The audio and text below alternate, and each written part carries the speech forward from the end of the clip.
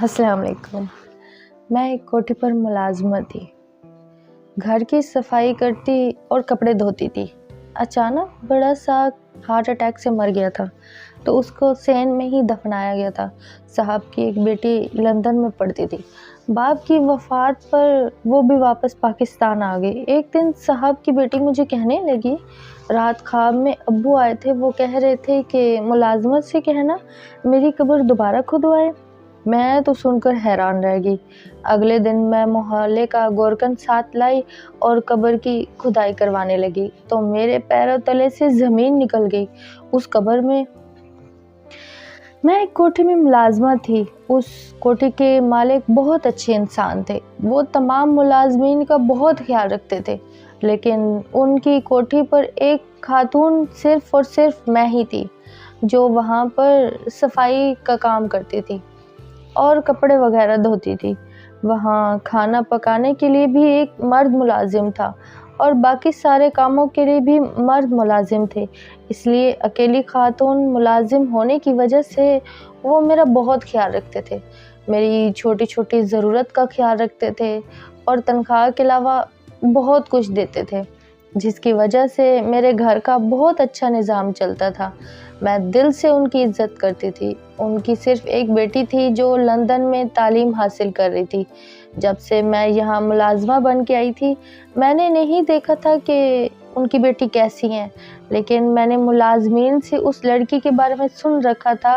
वो कहते थे कि मालिक की बेटी बहुत अच्छी है और अपने बाप की बिल्कुल कॉपी है।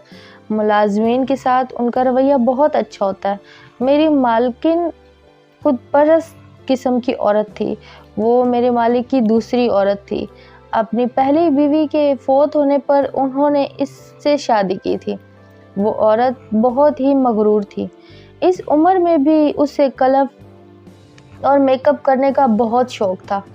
और मालिक की बेटी उनकी पहली बीवी की औलाद थी। उन दिनों में मालिक बहुत ज़्यादा बीमार रहने लगे, लेकिन उनकी बीवी को उनकी बिल्कुल फ़िक्र नहीं थी। अपने आप और सरगर्मियों में बहुत मसरूफ़ रहती थी और उसको इस बात से कोई लेना देना ही नहीं था कि उसका शौहर बीमार है। हम सारे मुलाज़मीन अपने मालिक का हर तरह से ख्याल रखते थे। मेरे फ़राइज़ में उनका ख्याल रखना नहीं था। मेरा काम सिर्फ़ सफाई करना और कपड़े धोना था, लेकिन मैं फिर भी खुद से उनका ख्याल रखती थी। उनको वक्त से दवाई देती थी और उनके लिए एक बेहतरीन ग़िज़ा तैयार करती थी। सिर्फ़ ये नहीं कि हम उनका ख्याल रखते थे, बल्कि सारे मुलाज़िम उनका बहुत ख्याल रखते थे, क्योंकि वो बहुत अच्छे थे। ड्राइवर हर वक्त तैयार रहते कि कहीं हस्पताल ना जाना पड़े, बल्कि उनको बाहर वॉक भी करवाते थे और जिस तरह से डॉक्टर कहते उसकी हिदायत पर अमल भी करते थे। और ये सारे काम हम मुलाज़मीन किया करते थे। उनकी बीवी को कुछ भी पता नहीं था। एक दिन वो अचानक से फ़ौत हो गए। उनकी मौत की खबर सुनकर उनकी बेटी आयशा भी लंदन से वापस आ गई और मैंने उनको पहली दफ़ा अपने बाप की मैयत पर देखा था। बाहर रहने के बावजूद उसने बेहुदा लिबास नहीं पहना था। जब मालिक की तदफीन का वक्त हुआ तो उनके वकील ने आकर बताया कि पहले उनकी वसीयत सुनी जाए।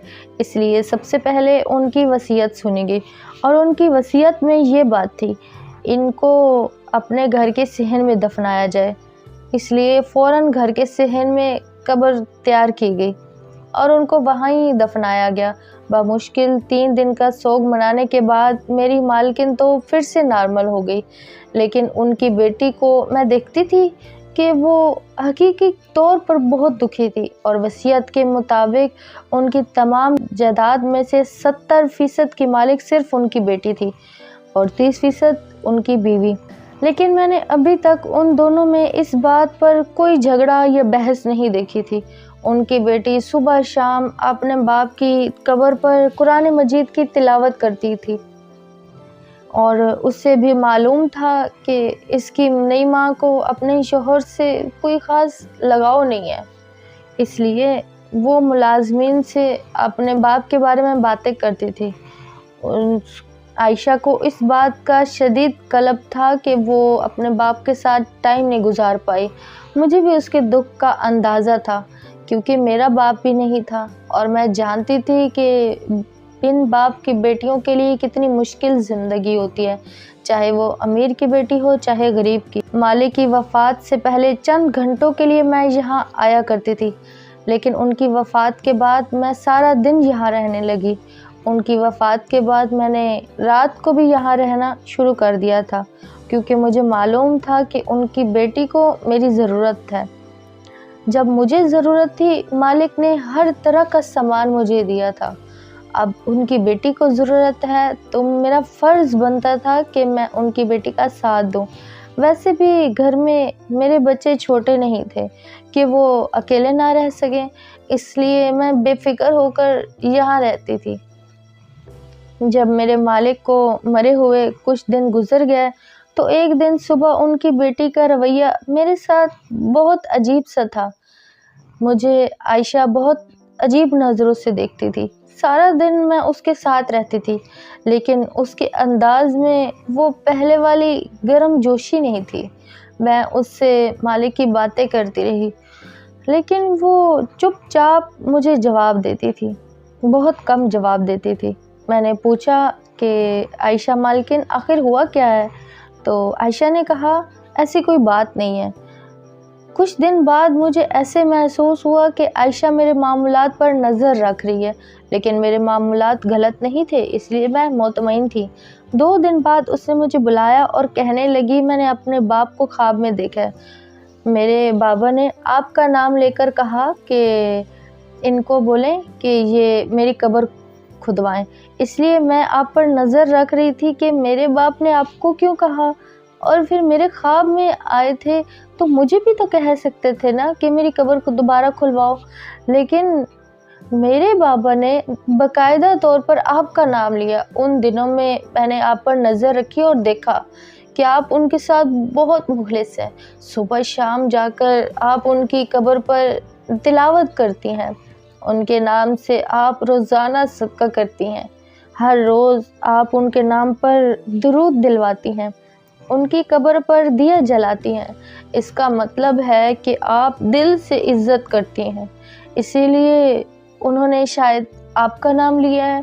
میں اس پر بہت حیران تھی کہ میں ایسا کیسے کر سکتی ہوں۔ آپ جانتی ہیں کہ مالکن قبر کھولنے کی اجازت ہمیں بالکل نہیں دے گی۔ عائشہ نے کہا کہ میں آپ کا ساتھ دوں گی، شاید اسی لیے بابا نے مجھے کہا ہے، کیونکہ وہ جانتے تھے کہ آپ کی پہنچ بھی زیادہ نہیں ہے، لیکن یہ آسان کام بھی نہیں ہے، یہ غیر قانونی بھی سمجھا جا سکتا ہے، اور پھر ایسی صورت میں جب گھر میں مالکن بھی ہے جس کو اس کے شوہر کے غم سے کچھ لینا دینا ہی نہیں ہے، اس نے یقیناً ہمارے خلاف محاذ کھڑا کر دینا تھا۔ اس لیے ہم سب نے سب سے پہلے فتویٰ لیا کہ ہم نے خواب میں دیکھا ہے، اس کے بارے میں ہمیں کیا کرنا چاہیے۔ انہوں نے کہا کہ اگر خواب کی بات ہے تو ہمیں اس پر عمل کر دینا چاہیے۔ مولانا سے فتویٰ لینے کے بعد ہم نے قانون کے مطابق کام کیا اور ایک وکیل کے پاس جا کر ساری بات بیان کر دی۔ وکیل نے اس کا حل بتایا، بلکہ کورٹ سے اجازت بھی لے لی، اور اس کام میں 1 ہفتہ لگ گیا۔ 1 ہفتے بعد محلے کے وہ گورکن جنہوں نے وہ پہلے قبر کھولی تھی ان کو ساتھ لے کر آئے۔ سارے ملازمین کو یہ بات معلوم ہو گئی تھی کہ ہم قبر کشائی کرنا چاہ رہے ہیں۔ میرے ساتھ مالک کی بیٹی عائشہ بھی تھی اور وکیل بھی، اس کے ساتھ ساتھ مولوی صاحب بھی موجود تھے، جس کی وجہ سے مالکن کچھ کہہ نہیں پائی، اس لیے وہ بھی خاموشی سے ہمارے ساتھ آ کر کھڑی ہو گئی۔ اور گورکن نے دوبارہ قبر کھودی اور مٹی اٹھانے کے بعد جب اس نے اوپر سے سلیب ہٹائی تو میں حیران رہ گئی، میں کیا ہم سب حیران رہ گئے اور ہماری خوف سے آنکھیں باہر آ گئی، کیونکہ قبر تو بالکل ہی خالی تھی، اس میں میت کا ایک ٹکڑا بھی نہیں تھا۔ حالانکہ 2 ہفتوں میں میت بالکل ختم نہیں ہو سکتی نا۔ سب کو فکر شروع ہونی ہوگی کہ آخر میت گئی تو گئی کہاں، کیونکہ گھر کے اندر ہی قبر تھی اور پھر بھی میت غائب ہو گئی۔ میں نے کہا دیکھو اس قبر سے لاش غائب کہاں ہوئی؟ یہ ایسا سوال تھا جو سب کو حیران کر رہا تھا۔ مالک کی بیٹی بہت پریشان لگ رہی تھی اور رونے لگی۔ ہم سب مل کر بہت حیران تھے۔ میں مالک کی بیٹی کو چپ کروانے لگی کہ انشاءاللہ سب ٹھیک ہو جائے گا اور ہمیں معلوم ہو جائے گا کہ میت گئی تو گئی کہاں۔ پھر ہم نے یہ سوچا کہ میت کو کیسے ڈھونڈیں، آخر کسی نے میت کا کیا کرنا تھا۔ لیکن وکیل نے سب سے کہا کہ یہ بات اس گھر سے باہر نہیں جانی چاہیے، کیونکہ مرنے والا اس معاشرے میں ایک باعزت انسان تھا۔ بات باہر نکلی تو اس کے بارے میں لوگ عجیب عجیب باتیں بنائیں گے اور یہ انسان مرنے کے بعد بھی بے عزت ہو جائے گا۔ اس لیے ہم نے خود سے وعدہ کیا کہ ہم یہ بات باہر کسی تک نہیں پہنچائیں گے۔ لیکن ہمارے باہر بات نہ کرنے سے میت مل تو نہیں جائے گی نا، اسے تو ڈھونڈنا ہی پڑے گا اور اس کے لیے کسی نہ کسی کو تو قدم اٹھانا پڑے گا۔ ہم دونوں مالک کے لیے قرآن خوانی کرنے لگے تھے، لیکن اب قبر پر قرآن پڑھنے کا دل نہیں کر رہا تھا، اس لیے ان کے کمرے میں بیٹھ کر پڑھ لیا کرتے تھے۔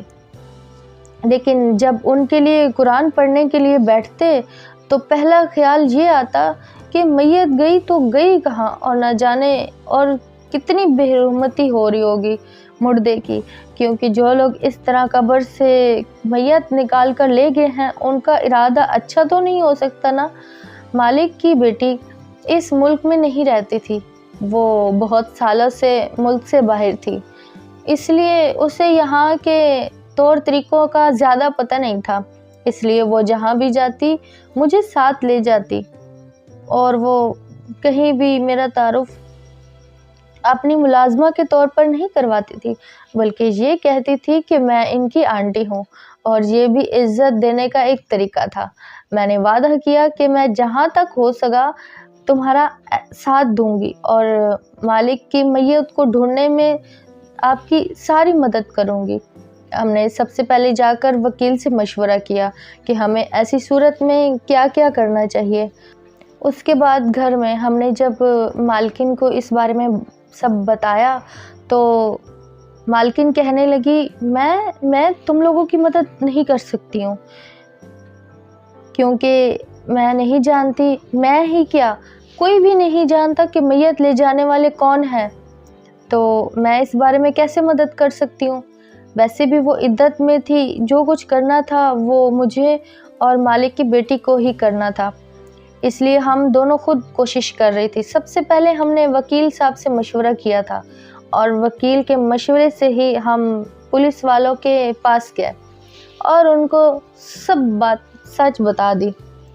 وہ لوگ تو اتنا عجیب و غریب کیس سن کر حیران ہو گئے اور کیس لینے کے لیے تیار ہی نہیں تھے، لیکن مالک کے نام اور نیک نامی اور ہم سب کی گواہی کی وجہ سے انہوں کو کیس فائل کرنا پڑا۔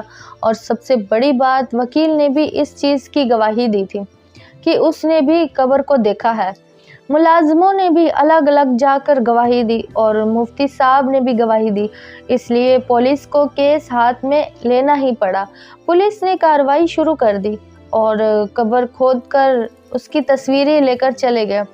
پولیس اپنے طور پر کام کر رہی تھی، لیکن پولیس بھی مکمل طور پر اندھیرے میں تھی، کیونکہ مالک کے گھر کے اندر کیمرے لگے ہوئے تھے، لیکن سب سامنے تھے اور مالک کی قبر پچھلے لان میں تھی اور چوکیدار بھی سامنے کے رخ پر ہوتے تھے، پیچھے تو کبھی کوئی جاتا ہی نہیں تھا آج تک، اس لیے اس بارے میں کچھ معلوم نہیں تھا۔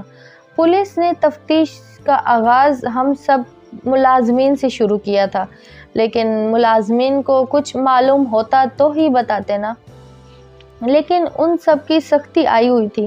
سب سے پہلے تو چوکیدار کی سختی آئی تھی کہ تمہیں معلوم ہونا چاہیے کہ کون آیا اور کون گیا، میت چوری ہوئی ہے اور یہ کوئی عام بات تو نہیں ہے نا، کیونکہ میت لے جانے والا اتنا آسان کام تو بالکل نہیں ہے۔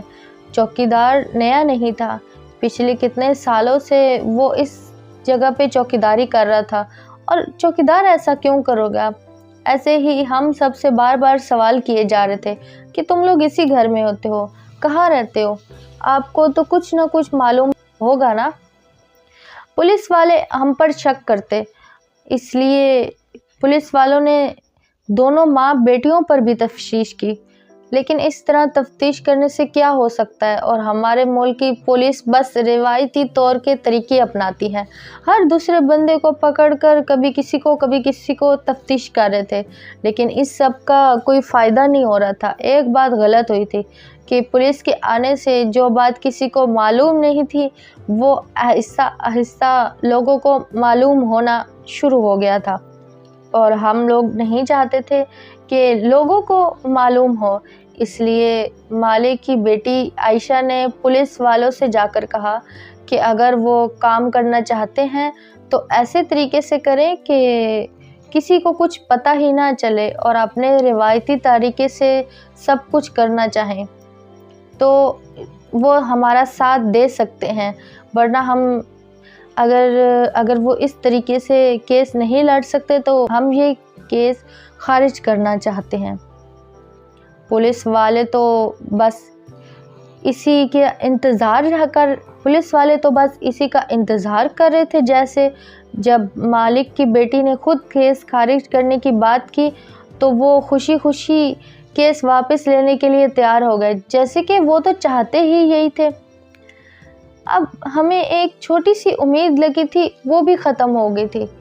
اب ہمیں ہاتھ پہ ہاتھ دھرے بیٹھے رہنا اچھا نہیں لگ رہا تھا۔ ہم سب ملازمین اور مالک کی بیٹی اس مسئلے کو لے کر بہت پریشان تھی اور اپنی جگہ دعا کر رہے تھے کہ اس مسئلے کو حل کرنے کا کوئی نہ کوئی طریقہ مل جائے، بلکہ ہم سب اپنی جگہ جاسوسی کر رہے تھے، اب پرانی باتیں یاد کر رہے تھے۔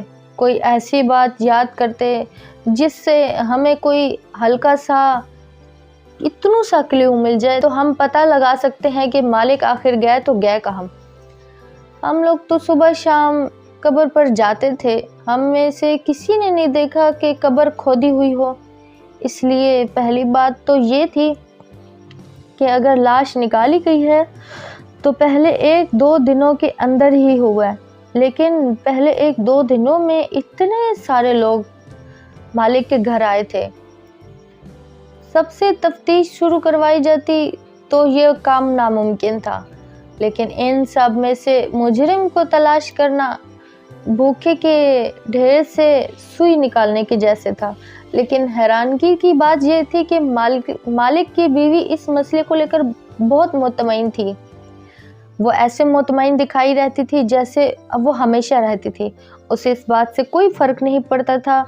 شاید وہ جانتی تھی کہ لاش کہاں ہے، ہم مجھ سے کچھ نہیں کہہ سکتے تھے، اس لیے جو کرنا تھا وہ مالک کی بیٹی کو ہی کرنا تھا۔ لیکن کوئی رستہ بھی نظر آتا تو کچھ کرتے نا، اور پھر ہمیں امید کی کرن نظر آئی، کیونکہ ایک دن ہمارے مالک کے قریبی دوست ان سے ملنے کے لیے آئے، اور جب انہیں معلوم ہوا کہ مالک صاحب فوت ہو گیا تو انہوں نے اس کی بیٹی سے تعزیت میں باتوں میں معلوم کیا کہ وہ ایک ریٹائر آفیسر ہیں اور ان کا بیٹا اس وقت بھی آرمی میں ہے۔ مالک کی بیٹی عائشہ فوراً ان کو اپنی ساری بات بتانے لگی۔ مالک کے دوست یہ باتیں سن کر بہت حیران ہونے لگے۔ انہوں نے کہا کہ عمران بہت اچھا انسان تھا، پھر ان کے ساتھ ایسا کیا ہوا؟ وہ خود انٹیلیجنس سے ریٹائر تھے، تو انہوں نے کہا کہ میں اس بات کی تہہ تک جاؤں گا۔ اس لیے ان کے لیے یہ سب مشکل نہیں تھا، اور ہم دونوں پھر سے امید ہو بیٹھے تھے کہ شاید مالک کی لاش مل جائے۔ لیکن ہم نے یہ بات اپنی مالکن کو نہیں بتائی، ہم نے ان کو بھنک بھی نہیں لگنے دی کہ ہم اب بھی اس بات کے پیچھے لگے ہیں اور اس کو ڈھونڈنے کی کوشش کر رہے ہیں۔ انہوں نے اپنے بیٹے کو ساری بات بتائی، اور کچھ دنوں بعد وہ دونوں باپ بیٹے واپس دوبارہ مالک کے گھر آئے۔ انہوں نے پولیس سے وہ سارے ثبوت لے لیے تھے جو پولیس نے اکٹھا کیے تھے، انویسٹیگیشن کے دوران فائل بنائی تھی۔ اور ہم سب سے بھی پوچھا کہ کیا ہوا تھا۔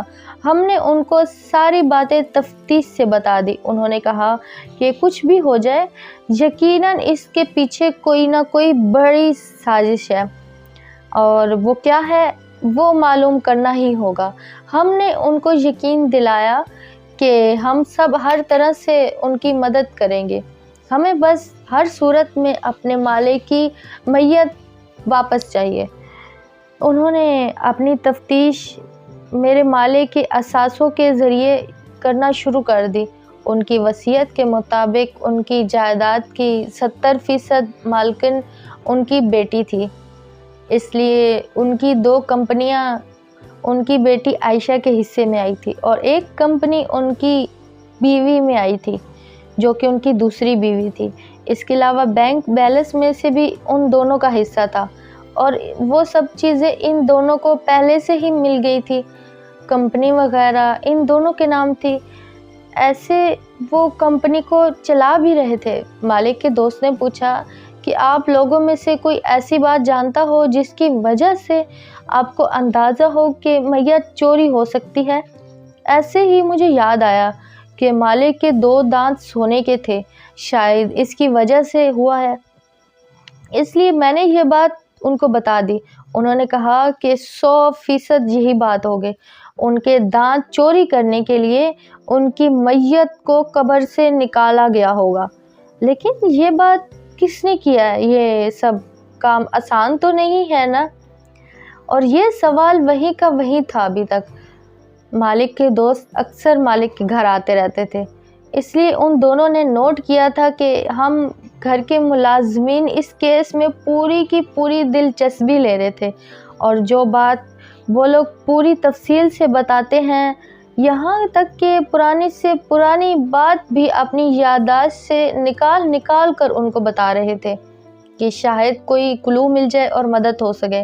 لیکن ان کی بیوی بالکل اس سب میں دلچسپی نہیں لے رہی تھی، اور نہ ہی اس نے کبھی پوچھا کہ کیس کا کیا بنا۔ اس لیے ان کے دماغ میں یہ بات آئی کہ شاید وہ اس سب میں شامل ہے، اور یہ بات تو میرے دماغ میں بھی تھی، لیکن چھوٹا منہ اور بڑی بات یہ بات نہیں کر سکتی تھی۔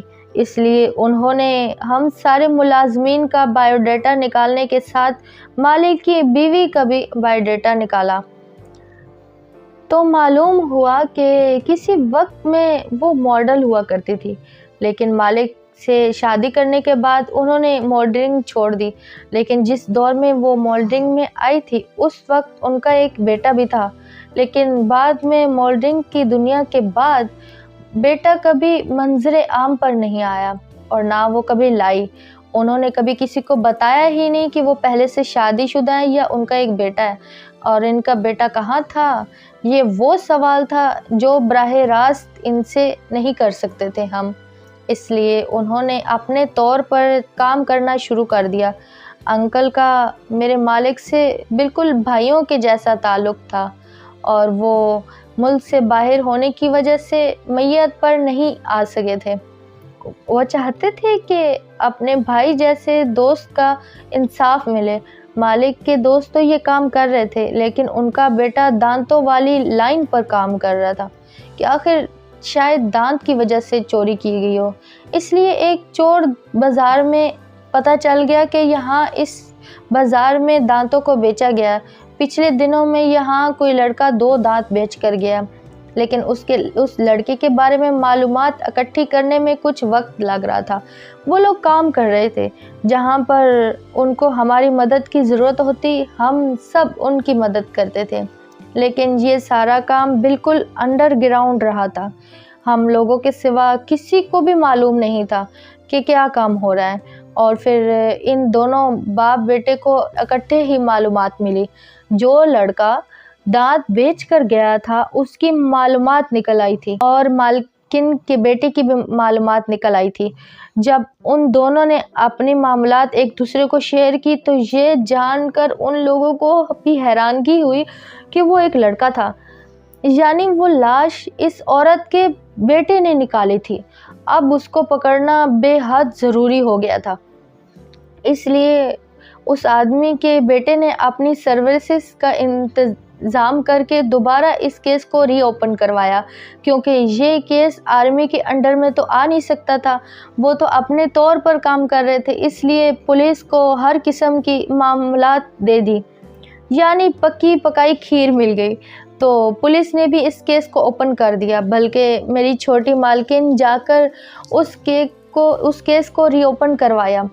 اس کے بعد انہوں نے فوراً اس لڑکے کو گرفتار کیا۔ جب انہوں نے ساری بات ہمیں بتائی تو ہم سب بھی حیران رہ گئے۔ مالکن کے بیٹے نے بتایا کہ وہ شروع سے ہی ماں کی دولت پر عیش کر رہا تھا، ماں ان کو ہمیشہ پیسے دیتی تھی اور اسی وجہ سے وہ عیش و عشرت کی زندگی میں پڑ گیا تھا۔ جب اس کا شوہر بیمار ہوا تو اس کی ماں کو بھی فکر پڑ گئی کہ کہیں اس کا شوہر تمام جائیداد اپنی بیٹی کے نام نہ کر دے، اس لیے مالکن نے بیماری کے دنوں میں ہی اپنا اور اپنے شوہر کے نام کا ایک جوائنٹ اکاؤنٹ کھلوا لیا تھا اور بلیک چیک پر سائن کروا کر پیسے نکلوا کر اپنے اکاؤنٹ میں ڈلوا دیے۔ شاید مالکن کو معلوم ہو گیا تھا کہ اب وہ ہمیں کچھ نہیں دینے والے، اور اس کو پتا تھا کہ مالک کے اکاؤنٹ میں سونا اور پیسے ہر وقت پڑے رہتے تھے، کیونکہ وہ فنگر پرنٹ سے کھلتا تھا۔ اسی رات کو اس کی ماں نے اپنے بیٹے کو بتایا کہ اس نے قبر اپنے گھر میں کھدوائی ہے، اگر وہ قبرستان میں کھدواتے تو شاید ہمارے لیے زیادہ آسان ہوتا، لیکن شاید مالک کو بھی معلوم ہو گیا تھا کہ اس کے ساتھ مرنے کے بعد کیا ہونے والا ہے۔ شاید ان کے سامنے اپنی بیوی کی حقیقت کھل گئی تھی، اسی لیے تو انہوں نے یہ بات وکیل کے ذریعے لکھوائی تھی۔ میت نکالنے میں کوئی مسئلہ نہیں ہوا، کیونکہ مالکن کے بیٹے کی ماں اس کے ساتھ تھی، تو اس نے اپنی ماں کا سہارا لے کر پہلے ہی دن رات کو قبر کے پچھلے سائڈ پر چلا گیا۔ قبر دوبارہ کھول کر اور بند کر دی۔ میت کو انہوں نے ایک بورے میں ڈالی، کیونکہ اس وقت ٹینٹ والے سامان لے کر جا رہے تھے، اس لیے کسی نے ان کی طرف دھیان ہی نہیں دیا، اور وہ اپنے دوستوں کے ساتھ مل کر یہ کام سارا انجام دے دیا۔ اس نے نہ صرف ان کے دانت بلکہ ان کے گردے اور اس طرح کی چیزیں بھی نکال کر بیچ دی۔ اس نے بتایا کہ اس نے سب چیزیں نکالی اور ان کے ہاتھ کا انگوٹھا بھی کاٹ کر دوسرے دن ساتھ لے کر آیا تھا، جس سے وہ لاکر چلتا تھا۔ اس لاکر کو کھول کر مالکن کی بیوی اور بیٹے نے سب کچھ نکال لیا تھا، لیکن میت ان لوگوں نے ایک پرانے قبرستان میں قبر کھود کر دفن کر دی ہے، کیونکہ ان کا جرم بہت بڑا تھا۔